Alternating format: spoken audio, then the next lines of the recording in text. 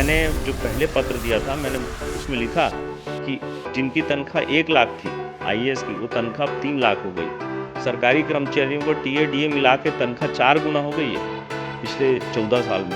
तंगी आपको सिर्फ इसीलिए, आप ही के माध्यम से मैं आंदोलन वापस लेने की घोषणा कर देता हूँ। सिर्फ शर्त ये है कि चीफ सेक्रेटरी या स्कूल शिक्षा विभाग का सचिव आके ओपन, जैसे मैंने मीडिया में घोषणा की आंदोलन की, वैसे आके घोषणा कर दें कि हम अपने 2 साल हमारे को आर्थिक तंगी, हम 2 साल अपने कर्मचारियों की तनख्वाह बढ़ाएंगे। हम तो 14 साल से नहीं बढ़ी, कुछ नहीं बोल रहे थे। ये सिर्फ ये घोषणा कर दें कि 2 साल हम सरकारी कर्मचारियों की तनख्वाह बढ़ाएंगे, हमारे को आर्थिक तंगी। आज अभी 2 मिनट के अंदर प्रदेश कार्यकारिणी की बैठक बुलाकर हम वापस करें। आप लोग भी आनाकानी कर रहे हैं, प्राइवेट स्कूल एडमिशन देने से तो आनाकानी नहीं कर रहे हैं, उसके लिए ये बहाना किया जा रहा है। और अगर गतिरोध नहीं दूर हुआ तो इसमें 2 विकल्प हैं हमारे पास, या तो हम बच्चों को फ्री पढ़ाएं, ये मेरा आपके चैनल के माध्यम से वादा है कि हम गरीब परिवारों को प्रभावित नहीं होने देंगे, या तो हम फ्री पढ़ाएं या अवमानना की कार्रवाई में जाएं। हम दोनों के लिए तैयार हैं, लेकिन रोजगार हम चुकेंगे नहीं, ये तय। करीब 6,500 जो निजी स्कूल हैं, उन्होंने इस साल आरटीई यानी शिक्षा का अधिकार कानून के तहत जो 25% कोटा होता है निजी स्कूलों में, उसमें एडमिशन देने से जो गरीब बच्चे जो उसमें एडमिशन पाते हैं, उनको एडमिशन देने से इनकार कर दिया है। यह इनकार क्यों किया गया है?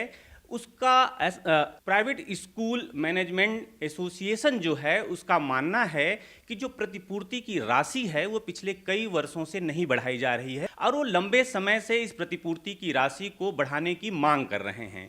प्रतिपूर्ति की राशि वह राशि होती है जो बच्चों को पढ़ाने के एवज में, निजी स्कूलों में जिन बच्चों को पढ़ाया जाता है, गरीब और वंचित तबकों के बच्चों को जो पढ़ाया जाता है, उसके एवज में सरकार की तरफ से एक राशि दी जाती है निजी स्कूलों को। वह राशि जो है प्रतिपूर्ति राशि कहलाती है और उसी राशि को बढ़ाने की मांग लंबे समय से जो प्राइवेट स्कूल मैनेजमेंट एसोसिएशन है वो और प्राइवेट स्कूल लगातार कर रहे हैं।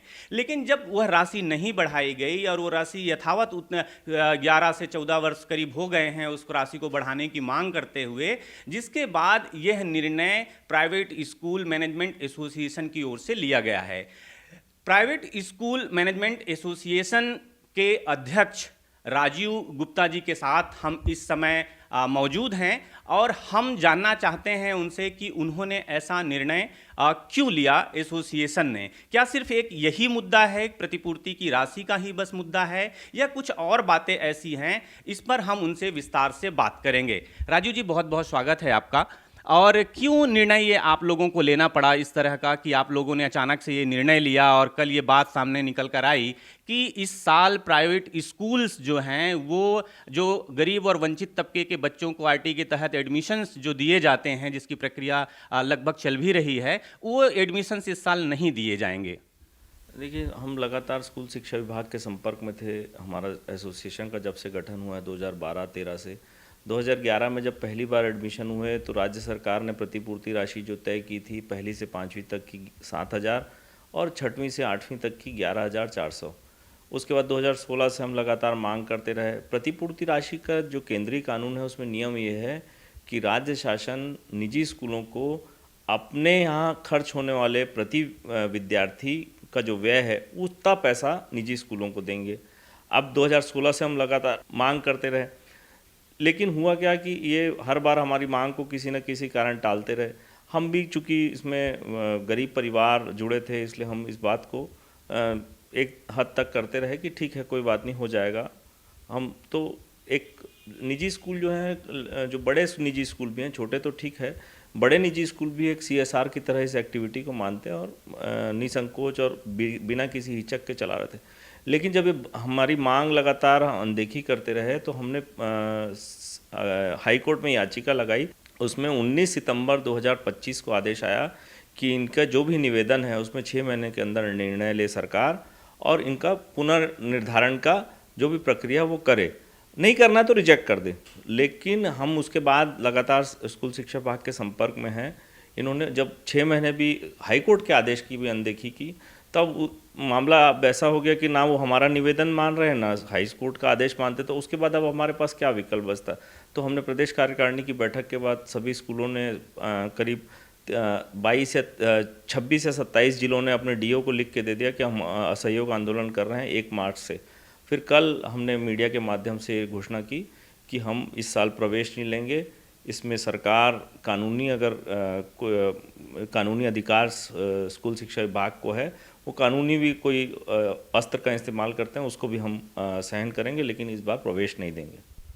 आपका कहना है कि 6 महीने पहले जो है हाई कोर्ट ने इस पे बोला था कि वो इस पर संज्ञान ले जो है सरकार जो है।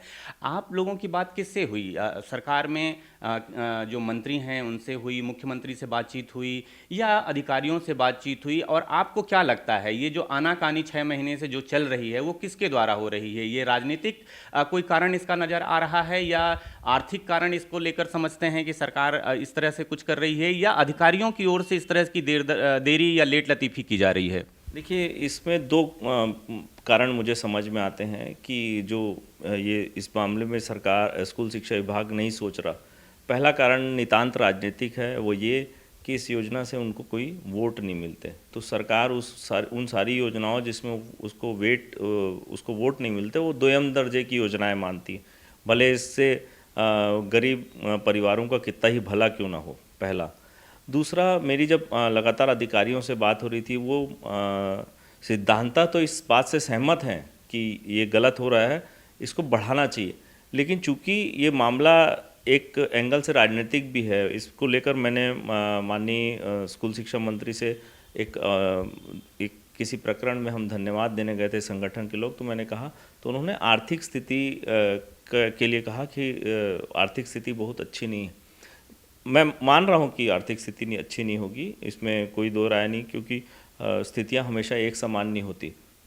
लेकिन मेरा कहना ये है कि आज मैं आप ही के माध्यम से मैं आंदोलन वापस लेने की घोषणा कर देता हूँ। सिर्फ शर्त ये है कि चीफ सेक्रेटरी या स्कूल शिक्षा विभाग का सचिव आके ओपन, जैसे मैंने मीडिया में घोषणा की आंदोलन की, वैसे आके घोषणा कर दें कि हम अपने 2 साल, हमारे को आर्थिक तंगी है, हम 2 साल अपने कर्मचारियों की तनख्वाह नहीं बढ़ाएंगे। हम तो 14 साल से नहीं बढ़ी, हम कुछ नहीं बोल रहे थे अब तक।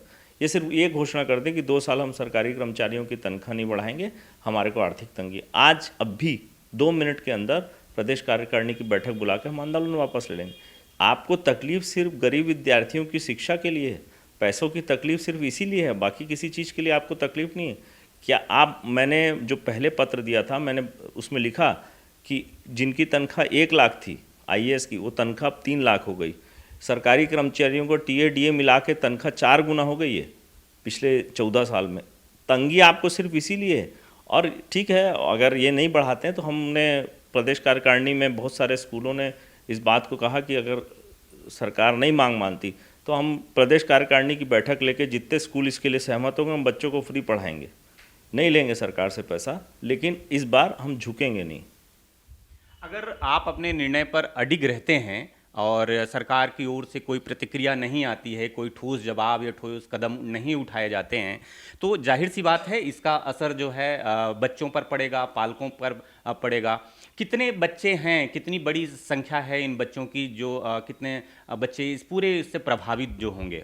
इस सवाल का जवाब दे दूं, पिछले प्रश्न में एक चीज़ मैं और जोड़ना चाहता हूं। संवेदनहीनता की जो पराकाष्ठा है स्कूल शिक्षा विभाग की, जो राशि मिलती है, जो 7,000 की राशि हमको स्कूल शिक्षा विभाग देता है, उस 7,000 में 60% जो राशि है वो केंद्र देता है।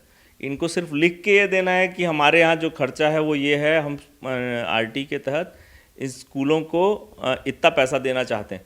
बाकी राज्यों में 30,000 25,000 मिल रहा है, तो ये लोग बढ़ाएंगे तो उतनी राशि केंद्र नहीं देगा। अब जो आपका प्रश्न है, प्रतिवर्ष करीब 65,000 सीटें रहती हैं, जिसमें हिंदी स्कूलों को अगर छोड़ दें, हिंदी स्कूलों की कुछ सीटें खाली रह जाती। पिछले साल 58,000 प्रवेश होते, उससे पहले 57,000 प्रवेश होते। पिछले 5 सालों का एवरेज अगर आप देखें तो 55 से 60,000 विद्यार्थियों का हर साल प्रवेश होता है। इन 65,000 सीटों के अगेंस्ट में 2.25 लाख आवेदन, आप समझ लीजिए 2.25 लाख परिवार अपने बच्चों की शिक्षा इन निजी स्कूलों में कराना चाहते हैं, वो प्रभावित होंगे।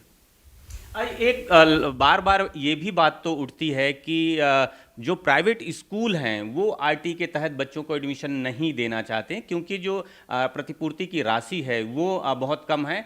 जबकि अगर देखा जाए तो जो फीस होती है, जब प्राइवेट स्कूल में जो पढ़ाई की फीस होती है, जो दीगर पालकों से जिन बच्चों के लिए ली जाती है वो फीस ज़्यादा होती है, जबकि सरकार जो है वो कम राशि देती है। तो कहीं ना कहीं जनता की ओर से इसे एक तरह आप लोगों का ये डिसीजन कहीं इस तरह से तो नहीं है कि आप लोग ही आनाकानी कर रहे हैं, प्राइवेट स्कूल एडमिशन देने से तो आनाकानी नहीं कर रहे हैं, उसके लिए ये बहाना किया जा रहा है? नहीं, आनाकानी नहीं। कुछ स्कूलों में कुछ स्कूल बचना चाहते हैं। आप जिनको बड़े स्कूल मानते हैं वो स्कूल ही एडमिशन से बचना चाहते हैं। उसका बड़ा कारण क्या है कि एक तो राशि कम है, दूसरा और भी सामाजिक कारण है। क्या होता है कि जब विद्यार्थी, वंचित वर्ग का विद्यार्थी किसी अच्छे स्कूल में, इंग्लिश मीडियम स्कूल में, अच्छा स्कूल मतलब किसी भी इंग्लिश मीडियम स्कूल में लेता है, तो उसका बैकग्राउंड ऐसा नहीं रहता कि वो घर में ट्यूशन दे पाए। ये सब आमतौर पे फर्स्ट जनरेशन लर्नर होते हैं। जो विद्यार्थी प्रवेश लेते हैं उनके घर में कोई पढ़ाई का सपोर्ट नहीं होता। कुछ सालों बाद, तीसरी चौथी पाँचवीं के बाद उन विद्यार्थियों पे बहुत मेहनत लगती है। तो आप किसी पर्टिकुलर कुछ विद्यार्थियों पे बहुत मेहनत, इसीलिए आप देखेंगे 8वीं के बाद राइट टू एजुकेशन के विद्यार्थियों को ड्रॉप आउट की संख्या बहुत ज़्यादा हो जाती है। इसमें दूसरा पक्ष एक और है। दूसरा पक्ष ये है कि अब कुछ इतने सालों में जब से आरटी लागू हुआ या जब से स्कूल चल रहे हैं, अब जो ये डिफरेंस है, जो 7,000 का डिफरेंस है और जो स्कूल फीस लेता है वो बहुत हो गया।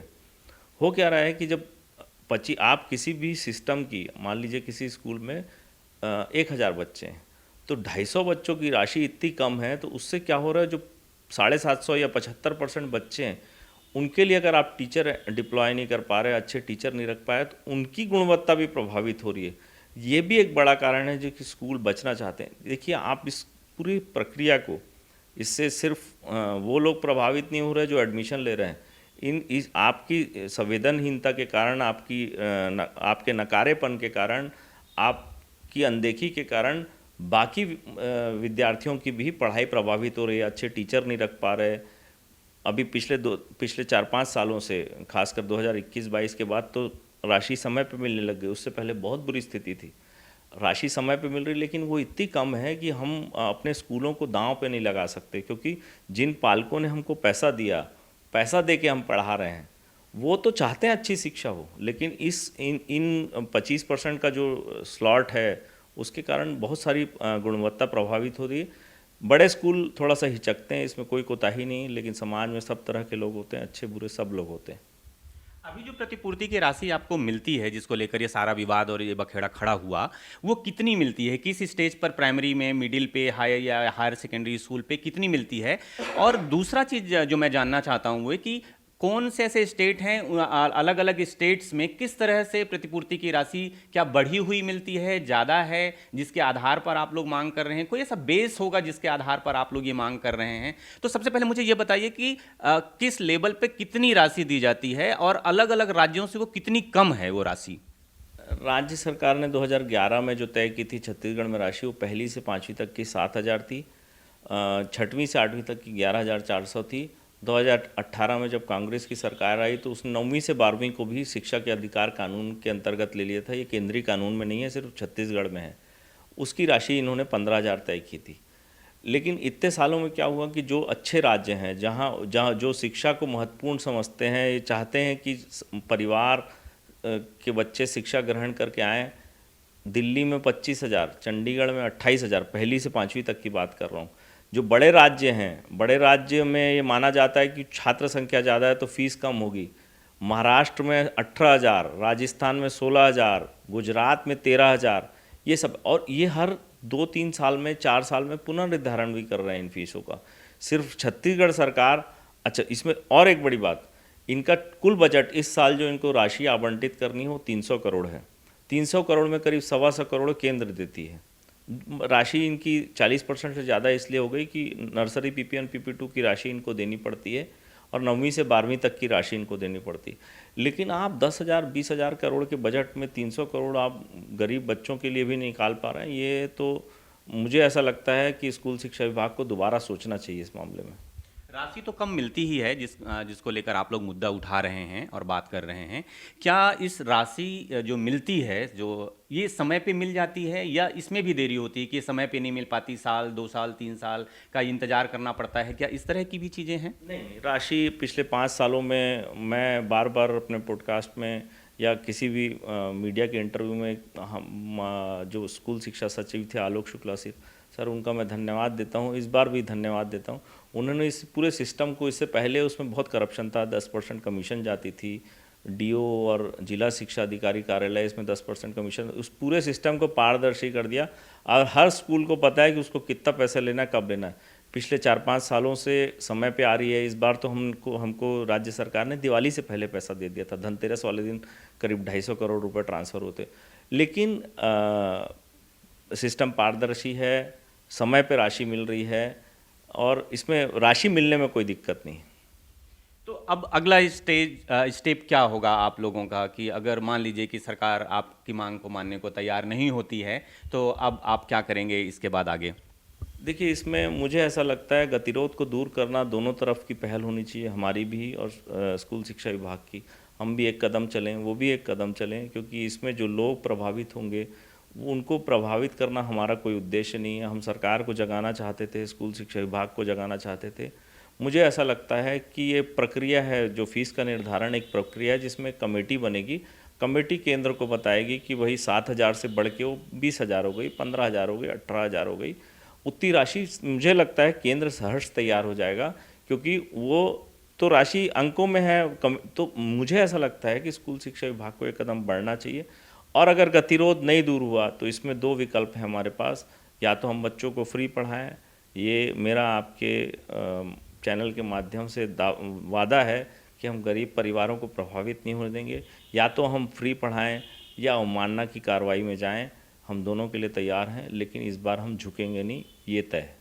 एक और महत्वपूर्ण सवाल था जो मैं जानना चाहता था कि इस साल सरकार ने की ओर से या कोर्ट की ओर से एक निर्णय हुआ शायद कि पहले एडमिशन जो है नर्सरी में भी बच्चों को दिए जाते थे आरटी के तहत, जो है वो एडमिशन अब नहीं होंगे, वो पहली कक्षा से एडमिशन दिया जाएगा। वो पूरा प्रकरण क्या है और उस पर आप लोगों का क्या रुख है? देखिए, राइट टू एजुकेशन में जो नियम है, शिक्षा का अधिकार कानून, उसमें जिक्र है कि एंट्री क्लास का जिक्र है। तो एंट्री क्लास अधिकांश इंग्लिश मीडियम स्कूलों में नर्सरी होती है या किसी किसी में PP1 होती है, क्लास 1 KG1 बोलते हैं जिसको। आपकी जानकारी के लिए जो हाई कोर्ट में संज्ञान लिया गया वो हमारी पिटीशन है। हमने ही कहा था सरकार से कि गलत निर्णय है। इसमें जो भावनात्मक एंगल है, जो तथ्यात्मक एंगल है, वो ये है कि अमीर का बच्चा, मेरे और आपके बच्चे जो हैं, नर्सरी में एडमिशन लेके 3 कक्षा पढ़ के क्लास 1 में जाएंगे। गरीब का बच्चा जिसने पीछे से कुछ नहीं पढ़ा, वो सीधा तीसरी क्लास में बैठेगा, चौथी क्लास में बैठेगा, जो उसकी पहली क्लास होगी, क्लास 1। अब देखिए, क्लास 1 में 40 विद्यार्थी हैं, 30 अमीर घर के हैं या संपन्न परिवार के हैं या सक्षम लोग हैं, जो नर्सरी PP1 PP2 पढ़ा के क्लास 1 में भेजेंगे। गरीब विद्यार्थी जिसका पीछे कोई बैकग्राउंड नहीं, वंचित वर्ग का विद्यार्थी, पीछे कोई पढ़ाने वाला नहीं, वो क्लास 1 में बैठेगा। तो वो कैसे कोप अप करेगा, कैसे सीखेगा चीज़ों को? हमारी याचिका है जिसमें माननीय हम अधिवक्ता हमारे खड़े हैं, 8 तारीख को सुनवाई है। उसमें माननीय उच्च न्यायालय ने कहा है कि ये गलत है, तो उसमें जो प्रवेश के नियम हैं वो दोबारा जो है नर्सरी हो जाएंगे। इसमें एक तथ्य और है, जो मैं बार बार 65,000 सीटों की बात कर रहा था। पिछले कई सालों से 55 से 60,000 सीटों में प्रवेश हो रहा था। इनके नए नियम बनाने से वो सीटें घट के 19,000 हो गई हैं। ये बात भी कोर्ट को बड़ी अजीब लगी कि सीटें कम क्यों हो रही हैं। ये स्कूल शिक्षा विभाग पैसा बचाना चाह रहा था नीचे की 3 कक्षाओं का। वो हमारी याचिका है, उसमें याचिकाकर्ता के रूप में मैंने ही हस्ताक्षर किए हैं, और मुझे लगता है 8 तारीख को हम केस जीत जाएंगे। इस बार सारे वंचित वर्ग के विद्यार्थी दोबारा नर्सरी से ही एडमिशन लेंगे। तो एक तरफ राजीव जी ये कह रहे हैं कि अगर बातचीत से कोई रास्ता निकलेगा तो निश्चित तौर पर उस रास्ते को निकाला जाना चाहिए। और अगर रास्ता कोई रास्ता नहीं भी निकलता है तो चूंकि ये गरीब बच्चों के हित का मामला है, वंचित तबके के बच्चों का मामला है, इसलिए जो उनका स्कूल मैनेजमेंट एसोसिएशन है वो इस निर्णय पर भी विचार कर सकता है कि इन बच्चों को फ्री में हम पढ़ाएंगे। अगर सरकार कोई ऐसा निर्णय नहीं लेती है उनके हित में प्राइवेट स्कूल्स के, तो वो बच्चों को, जो बच्चे हैं गरीब वंचित तबके के बच्चे हैं, उनको फ्री में भी पढ़ाने को तैयार हैं। अब हम देखते हैं कि इसका हल क्या निकलेगा, और जब तक कोई उम्मीद भी यही करते हैं कि जल्द से जल्द इस पूरी समस्या का हल निकल जाए और प्राइवेट स्कूल मैनेजमेंट एसोसिएशन की बातें मान ली जाए, और ताकि जो बच्चे हैं उनकी पढ़ाई जो है निर्बाध रूप से होती रहे।